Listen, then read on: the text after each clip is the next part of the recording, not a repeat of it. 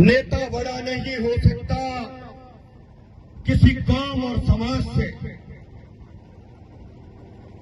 नेता कोई पेड़ में नहीं फल की तरह आता।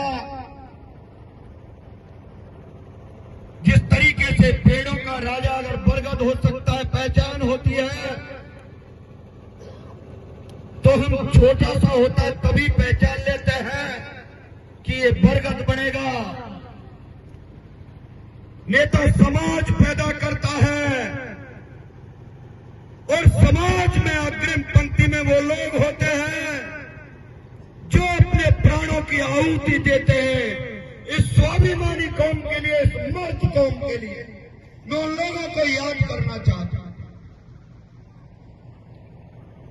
जब वीरांगना दौसा की धरती से चलकर हमारे बीच में बैठी,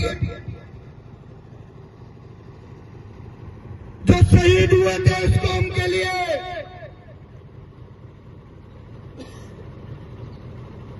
उनके परिवारों को नौकरियां मिल गई थी। एक दौसा की धरती झींझर से चल करके आज हमारे बीच में आई है, बेटे को साथ लेकर के आई है।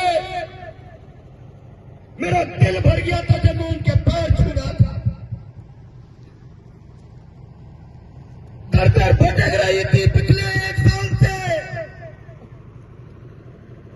इन बड़े बड़े नेताओं से लेकर छोटे छोटे नेताओं से,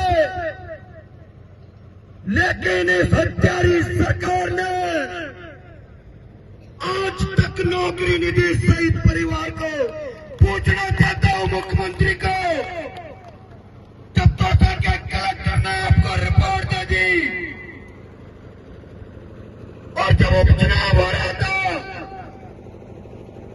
तब डॉक्टर तिवारीलाल मीणा, आदरणीय मंत्री जी और आदरणीय मंत्री गृह राज्य मंत्री बीडम साहब, आपने आश्वासन दिया था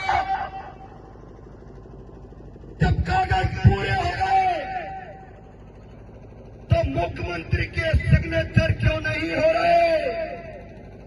आज इस गुर्जर समाज को इससे बड़ा शर्म का कोई पल नहीं होगा कि एक विधवा हमारे बीच में आकर बैठने को मजबूर हो गई।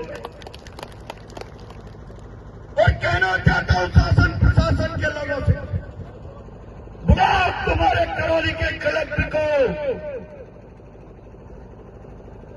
कह रहे थे आदरणीय साहब ताली हो रहे कि कहीं निकासी के नहीं, टेबल पर बात होनी चाहिए। अगर आप लोग तय करोगे आज कलेक्टर यहां आएगा, बात भी आज ही होगी।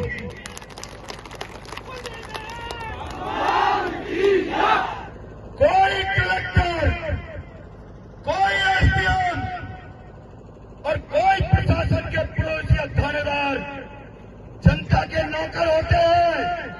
हम तनख्वाह देते हैं इनको। हम मेरे भोले भाले लोगों को डरा के रखा रे। ऐसे नेताओं ने इस कौम के अंदर विश्वास खत्म कर दिया,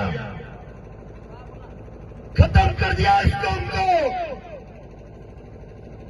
खा गए नाच नाच के। याद करो गुजरो,